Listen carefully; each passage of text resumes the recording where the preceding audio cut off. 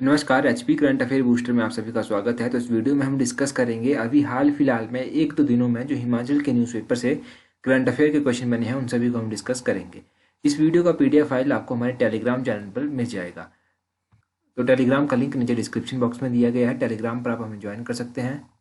ये जो HP current affair booster की वीडियो है ये हम काफ़ी टाइम के बाद डिस्कस करेंगे। अब आगे कोशिश करेंगे कि इसको कंटिन्यू कर पाएँ। तो चलिए डिस्कस करते हैं आज की वीडियो का फर्स्ट क्वेश्चन। सबसे पहला क्वेश्चन जो हमारे पास है वो है, who has recently become the youngest जिला परिषद चेयरमैन ऑफ हिमाचल प्रदेश। तो हाल ही में हिमाचल प्रदेश की सबसे कम उम्र की जिला परिषद अध्यक्ष कौन बनी है? कि अभी हाल ही में हिमाचल प्रदेश की जो सबसे यंगेस्ट जिला परिषद चेयरमैन बनी है वो कौन बनी है? उनका नाम है मुस्कान। ऑप्शन सी जो है वो सही आंसर है। मुस्कान बनी है। इनकी एज कितनी है? तो ये 21 ईयर्स की हैं। और ये कौन सी पार्टी से संबंध रखती हैं? तो वैसे तो इन्होंने चुनाव लड़ा था निर्दलीय इन्होंने चुनाव लड़ा था, परंतु बाद में इन्होंने बीजेपी के साथ टाई किया। ये बिलोंग कहाँ से करती हैं? तो डिस्ट्रिक्ट बिलासपुर से ये बिलोंग करती हैं। अगर एग्जैक्टली पूछा जाए कहाँ से बिलोंग करती हैं, कहाँ से इन्होंने चुनाव लड़ा था, तो डिस्ट्रिक्ट बिलासपुर के बरमाणा वार्ड से जो था इन्होंने चुनाव लड़ा था। बरमाणा वार्ड से इन्होंने चुनाव लड़ा और वहाँ से ये जीती। अब ये 21 ईयर्स की सबसे यंगेस्ट जिला परिषद जो है वो बनी है। अब ये तो हो गया चेयरमैन यानी कि अध्यक्ष के बारे में। उपाध्यक्ष जो है वो कौन बने हैं? तो उपाध्यक्ष बने हैं भाजपा के प्रेम सिंह ठाकुर, ये उपाध्यक्ष बने हैं। अध्यक्ष का नाम भी आप याद रखिए, उपाध्यक्ष का नाम भी आप याद रखिए।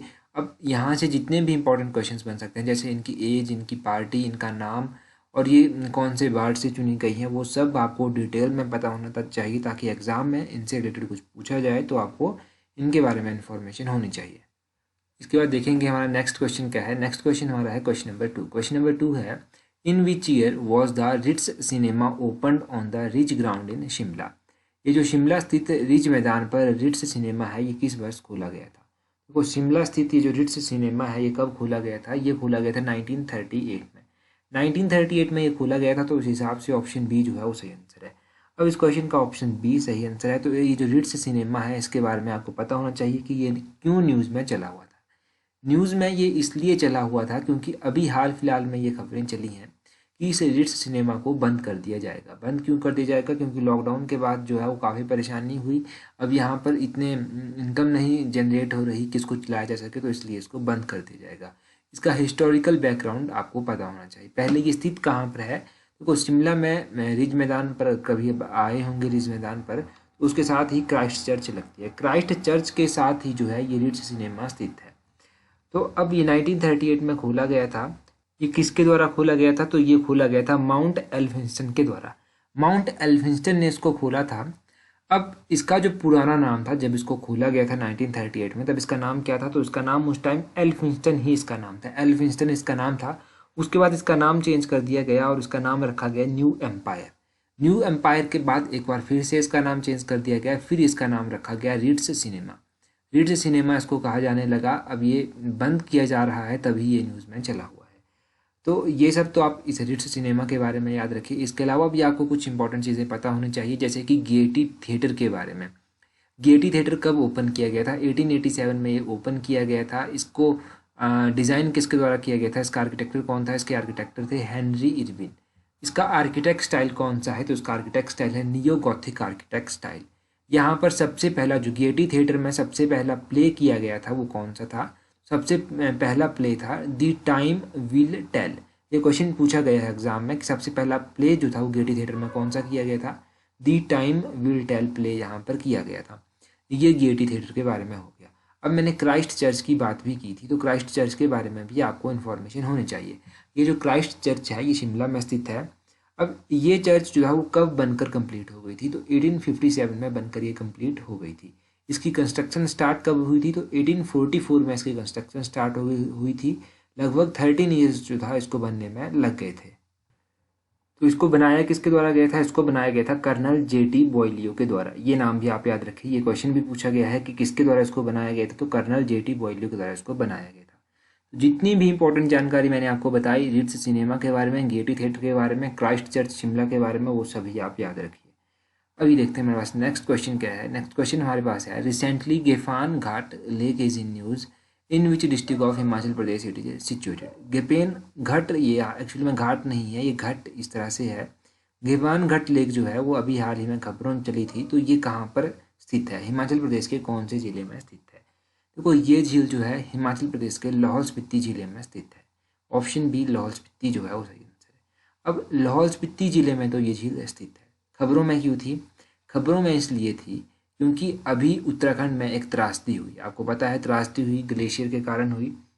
तो ये झील जो है ये भी ग्लेशियर के कारण ही बनी हुई है और ये इंश्योर किया जा रहा है कि हिमाचल प्रदेश में कुछ ऐसी झीलें ना हो जहाँ से ग्लेशियर जिस तरह की त्रासदी उत्तराखंड में हुई उस तरह की त्रासदी हिमाचल प्रदेश में भी आए।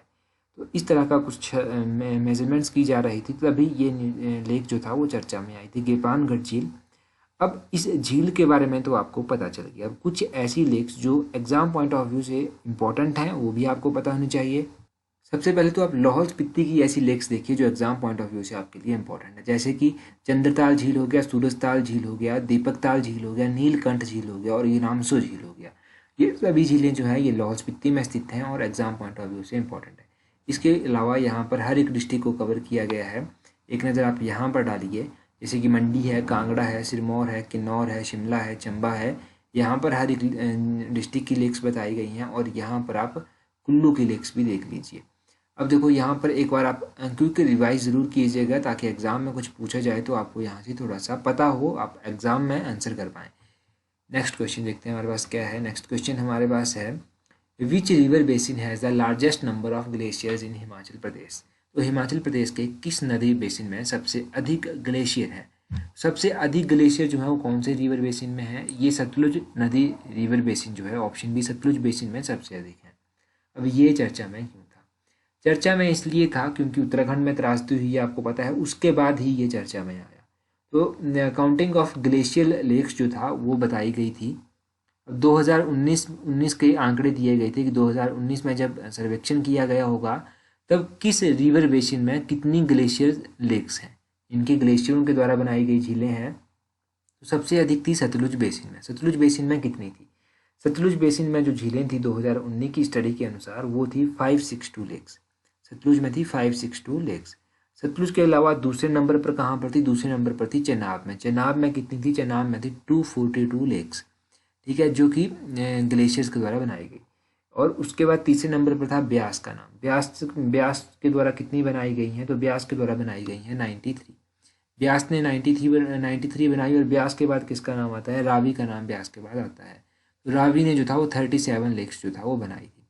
तो ये 2019 के आंकड़े थे और इनकी काउंटिंग के बारे में बताया गया था। बस आप ये समझ लीजिए कि जब इस तरह की त्रासदी होती है तो हिमाचल भी जो है, हिमाचल में भी इस तरह की आशंका बनी रहती है कि कोई इस तरह का नेचुरल डिज़ास्टर ना आ जाए जिससे जो है वो लोगों की जान को खतरा हो पाए। तो इसलिए जो है इस तरह के आंकड़े जो है वो न्यूज़पेपरों पर रिवाइज कर बताए जाते हैं ताकि गवर्नमेंट की अटेंशन वहाँ पर की जाए, गवर्नमेंट की अटेंशन गेन की जाए और भी यानी कि लोगों को भी अवेयर किया जाए। ये सब चीज़ें जो हैं यहाँ पर चलती हैं। ये छोटी छोटी चीज़ें होती हैं और इस तरह की चीज़ें जो हैं वो मेंस के एग्ज़ाम में काफ़ी कंट्रीब्यूट करती हैं। जब मेंस का एग्ज़ाम आप लिखने जाते हैं तो उस तरह की चीज़ें काफ़ी कंट्रीब्यूट वहाँ पर कर जाती हैं। अभी हमारे पास नेक्स्ट क्वेश्चन देखेंगे। नेक्स्ट क्वेश्चन क्या है? Which of the following is correct? इनमें से कौन सा सही है? अब देखो कुछ मंदिर दिए गए हैं, उनका आर्किटेक्ट स्टाइल दिया गया है, आपको बताना है सही कौन सा है। उसके बाद हम डिस्कस करेंगे कि ये न्यूज़ में क्यों था। सबसे पहले दिया गया है भूतनाथ मंदिर। भूतनाथ मंदिर क्या पैगोडा आर्किटेक्ट स्टाइल में बना हुआ है? दूसरे नंबर पर दिया गया है कामाक्षा देवी मंदिर, क्या ये शिखर स्टाइल में बना हुआ है? तीसरे नंबर पर दिया गया है भजौरा मंदिर, क्या ये भजौरा मंदिर जो है आपका पेंट्रूफ आर्किटेक्ट स्टाइल में बना हुआ है? और उसके बाद दिया गया है मणिमहेश मंदिर, क्या मणिमहेश मंदिर जो है वो नागारा आर्किटेक्ट स्टाइल में बना हुआ है?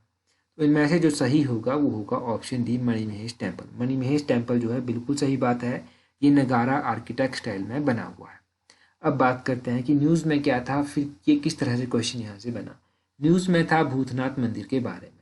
भूतनाथ मंदिर के बारे में इस तरह से था क्योंकि मंडी में शिवरात्रि महोत्सव मनाया जाता है। तो शिवरात्रि महोत्सव से एक महीना पहले जो है मंडी में जो है वो आराध्य देव की जो है मूर्ति जो कि भूतनाथ मंदिर में स्थित है, यानी कि शिवलिंग जो भूतनाथ मंदिर में स्थित है, उस शिवलिंग के ऊपर जो है वो 21 किलो का माखन जो है वो लगाया जाता है, चढ़ाया जाता है, लगाया जाता है, चढ़ाया जाता है और पूजा की जाती है। ठीक है, तो इसीलिए ये भूतनाथ मंदिर जो था वो चर्चा में था क्योंकि अभी शिवरात्रि को लगभग एक आध महीना बचा होगा और इस तरह का प्रोसीजर जो है वहाँ पर शुरू हो गया है भूतनाथ मंदिर में।